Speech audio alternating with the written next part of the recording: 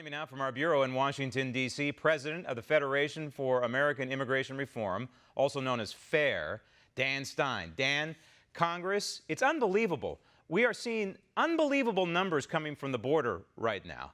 And it's also unbelievable to me, while we see these numbers, we have Congress now poised to try and reverse the president's declaration of emergency at the border. We have the Border Patrol on Capitol Hill right now begging lawmakers for help, for some sort of help in stopping and stemming the flow of the illegals. These are the latest numbers, Dan. Roughly 1,900 apprehensions at the border per day. Those are the ones that they catch. And we figure about a 55% apprehension rate. But that number sometimes swells to about 3,000 a day, depending on whether it's good weather outside or not, among other things. The number of large groups now, that's over 100 people in a group, is surging. With all due respect to the senator from Kentucky, Rand Paul, and the rest of these Republicans who are poised to vote against the president and his declaration of emergency, this is war. Well, Republicans had 2 years, Graham, to actually provide the funding for the wall. We have a conflict of visions. Democrats and a few Republicans basically see anarchy, border anarchy. They don't believe the country should have the self-confidence to control its borders and determine who has the right to enter and who doesn't. And then you have law and order Republicans in the administration that says, hey, we need a wall, we need interior enforcement, we need employer sanctions. The Democrats have never provided a single explanation for why they oppose building this needed physical structure at key points on the border. And instead, they are attacking interior enforcement, they attack ICE, now they're attacking the Border Patrol. And, you know, this whole analogy about a cage and dogs. Yep. The important thing to keep in mind is that everybody who is in those detention centers is there voluntarily. If they want to go back home, most of them are not political asylees. They just have to walk out the door and head back home.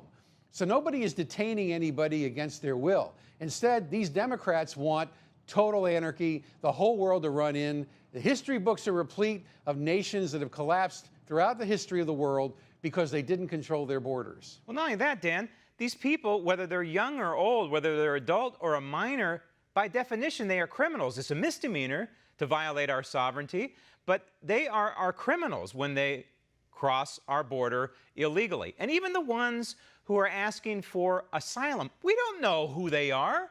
We have no way of believing and knowing for sure that they're from Honduras or they're necessarily suffering some sort of persecution and should be allowed into our republic. We have the Border Patrol out there right now. They're outnumbered. They're outgunned in some cases when we're talking about the drug cartels. And they're asking for help because right now they are having to resort to what the president does not want and what no American should want, and that's catch and release. They're having to give these people some paperwork and saying, hey, cross their fingers. Hopefully they'll show up for a court date. We know the majority do not. You don't have to take my word for it. Here's the Border Patrol itself saying what's going on. Listen to this, Dan. I want you to listen to this. Roll tape. Another trend that we're seeing, and I mentioned earlier, are the large groups. This is a dangerous trend for us.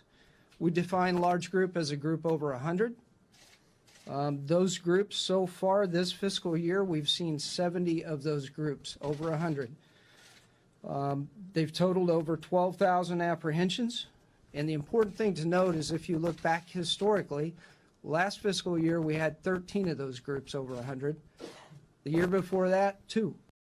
To recap for Chuck and Nancy, that was 70 so far this year. Just 2 years ago, under the Trump effect, we call it, 2 in fiscal year 2017. These people, Dan, are abdicating their Article 1, Section 8 duty to keep this republic safe.